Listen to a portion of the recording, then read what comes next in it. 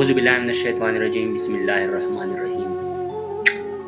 جیسے کہ آج کل خبر ہو رہی ہے کہ مولانا فضل الرحمان صاحب کے گھر پہ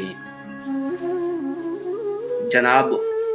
خان صاحب نے ایک وفد بھیجا اور خان صاحب نے اسد قیصر کو باقاعدہ کہہ دیا کہ پریس کانفرنس کے دوران جی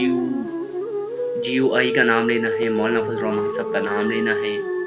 اور ان کو دعوت دینی ہے اور ان کے گھر پر بھی جانا ہے اور انہیں کہنا ہے کہ آپ ہمارے ساتھ شامل ہو جائیں۔ اسی پر میں کچھ باتیں کہنا چاہتا تھا کہ ماضی میں کیا کہتا رہا ہے خان صاحب اور اب کیا ہو رہا ہے۔ کہنے کا مقصد یہ ہے کہ مولانا فضل الرحمان صاحب اتنا گرا ہوا انسان نہیں تھا جتنا سمجھا گیا تھا، لیکن عمران خان صاحب وہ بھی مذہبی لحاظ سے اتنے گرے ہوئے نہیں تھے جتنے کہ نون لیگ اور پیپلز پارٹی تھے اور بے شک ہیں۔ تو آج یہ جو ویڈیو میں اپلوڈ کر رہا ہوں وہ صرف اس مقصد کے لیے کہ ہم یہ جان سکیں کہ آخر کون کتنا پانی میں ہے اور کون کتنا خشکی پہ ہے۔ یہ بات پہلے سے ہی تھی کہ مولانا فضل الرحمان صاحب اس کے بارے میں کیا کہتے رہے خان صاحب کے بارے میں اور خان صاحب کیا کہتے رہے، لیکن آج سارا کچھ مل رہی ہے۔ یہ اس کا سبب کیا ہے، اس کی وجہ کیا ہے؟ مولانا فضل الرحمان صاحب خان صاحب کے اتنے مخالف کیوں ہوتے اور خان صاحب مولانا فضل الرحمان صاحب کے اتنے مخالف کیوں ہوتے؟ جو حکومت گیری خان صاحب کی کہتے کہ مولانا فضل الرحمان صاحب کا اس میں بہت زیادہ ہاتھ تھا، عدم اعتماد مولانا صاحب لے کر آئے، سارا کچھ ہوا، لیکن آج جب الیکشن ہوئے مولانا فضل الرحمان صاحب کے پاس 5 سیٹیں ہیں، تحریک انصاف کے پاس اکثریت ہے۔ اگر اصولی طور پر دیا جائے تو تحریک انصاف کو جیسے کہ کہا جاتا ہے کہ اس کو دینا چاہیے تھا، حکومت کی دعوت دینی چاہیے تھی الیکشن کمیشن کو، لیکن انہوں نے نہیں دی۔ انہوں نے پاکستان مسلم لیگ نون اور پیپلز پارٹی کی طرف دفعیان زیادہ ہیں، جھکاؤ زیادہ ہے، لیکن اس چیز میں ہم نہیں پڑھنا چاہتے کہ کس کو حکومت ملنے والی ہے، لیکن ہم اتنا ضرور کہتے ہیں کہ مولانا فضل الرحمان جس کی اتنی مخالفت کرتے رہے پاکستان تحریک انصاف والے، آج اس کے در پہ جا کے کھڑے کیوں ہوئے؟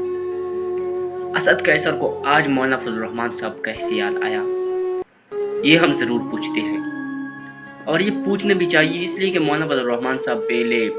اس کو بہت زیادہ بدنام کرتے ہیں، اس کے خلاف باتیں کرتے ہیں کہ مولانا فضل الرحمان صاحب یہ صحیح نہیں ہے، یہ اس طرح ہے، یہ اس طرح ہے، ہزار باتیں ہوتی رہی، لیکن مولانا فضل الرحمان صاحب کھڑے رہے، وہ جھکے نہیں۔ تو آج میں یہ ضرور پوچھتا ہوں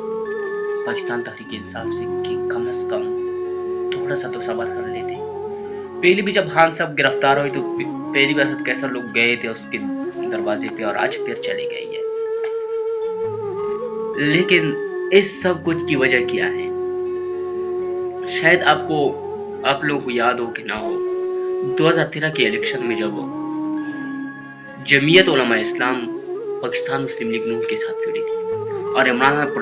پروٹیسٹ کر رہا تھا، اسلام آباد میں 128 دن کا دھرنا بھی دیا تھا، جو آخر کار 16 دسمبر کو پشاور میں جو سانیہ ہوا تھا، 132 بچے شہید ہوئے تھے آرمی پبلک اسکول میں، اس کے ساتھ ہی اس احتجاج کا بھی خاتمہ ہوا تھا۔ 128 دن کا دھرنا یہ کوئی معمولی دھرنا نہیں تھا، بہت بڑا دھرنا تھا، اور جو المیاء بہت بڑا المیاء 132 گھرانے رونے لگے۔ لیکن یہ سارا کچھ جو ہو رہا ہے اس کا وجہ کیا ہے؟ پاکستان میں یہ الیکشن میں یہ معجزے، اس طرح معجزے کہیں بھی نہیں ہوتے، پوری دنیا میں نہیں تو، لیکن پاکستان میں کیوں ہوتے؟ پاکستان میں کبھی سیاسی لیڈر کبھی گرفتار ہوتے، کبھی کچھ ہوتے، کبھی کچھ ہوتا ہے، یہ سارا کچھ کیوں؟ دیکھیں اس سب کچھ میں ہمارا بھی کردار ہے کہ ہم نے منتخب کس کو کیا ہے، وہ جو بھی کر رہا ہے یہ سارا کچھ ہماری برکت سے، اس لیے کہ ہم ہی نے انہیں منتخب کیا ہے اور ہم ہی اس چیز کے ذمہ دار ہیں کہ ان پہ نظر رکھے کہ وہ کیا کر رہے ہیں۔ لیکن بدقسمت یہ ہے کہ جن لوگوں کو ہم 4 سال بعد ہم غلطی دہراتے رہتے ہیں، 4 سال بعد ہم غلطیاں دہراتے رہتے ہیں، کہتے ہیں کہ ووٹ دینا ہر ایک کا فرض ہے، ہر ایک کی ذمہ داری ہے، لیکن یہ پھر نہیں کہا جاتا کہ